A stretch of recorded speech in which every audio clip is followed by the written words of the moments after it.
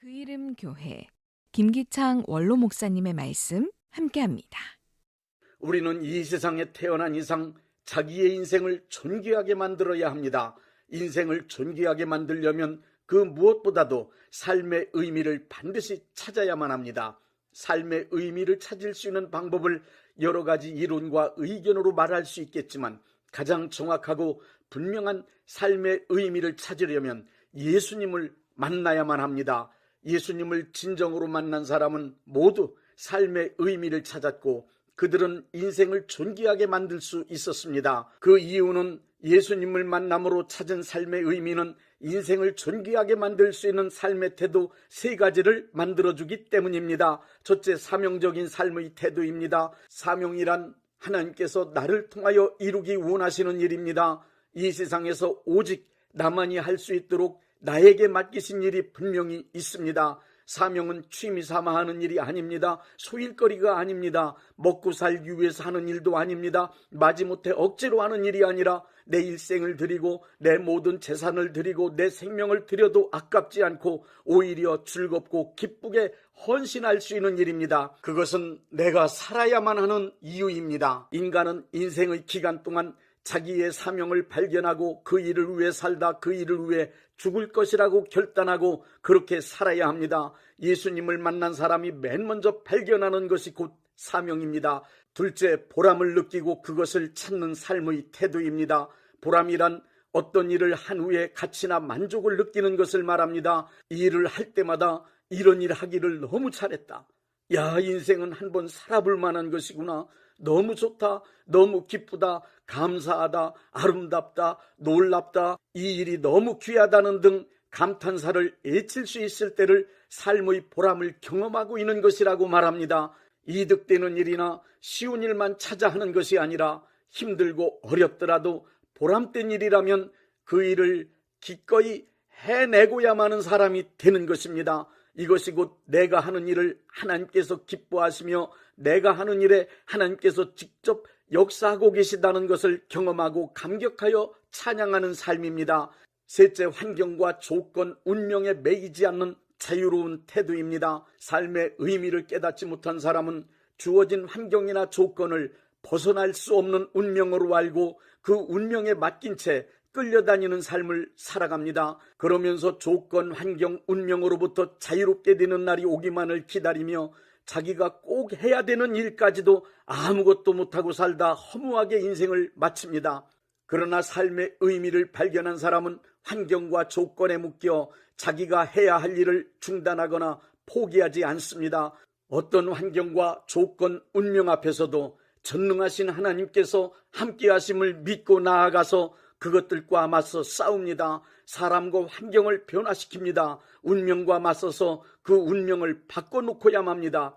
세상의 흔한 말로 그러거나 말거나 상관하지 않고 하나님이 나와 함께 하신다는 확신 갖고 자기의 해야 할 일을 하며 삽니다. 예수님을 만나고 삶의 의미를 발견한 사람만이 가질 수 있는 믿음의 태도입니다. 인생 예수님 만나면 삶의 의미를 찾을 수 있습니다. 삶의 의미를 찾은 사람에겐 잘 살 수 있는 길이 보입니다. 그래서 예수님을 진정으로 만난 사람들은 인생은 한번 살아볼 만한 것이라고 말할 수 있는 것입니다.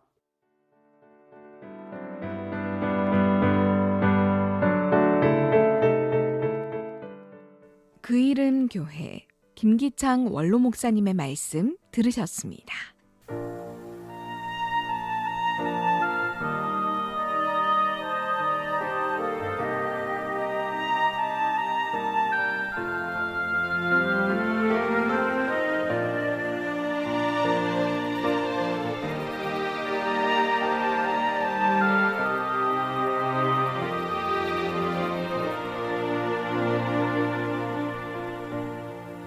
잃어버린 것들에 애달파하지 않으며 살아있는 것들에 연연하지 않으며 살아가는 일에 가며 가지 않으며 나의 나됨 버리고 오직 주님 내 안에 살아있는 오늘이 되게 하옵소서. 가난에도 비굴하지 않으며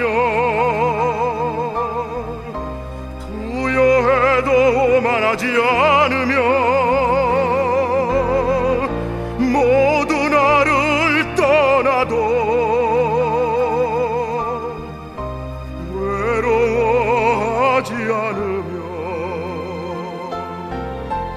억울한 일 당해도 원통하지 않으며 소중한 것 상실해도 절망하지 않으며 오늘 살아있음에 감사하게 하소서.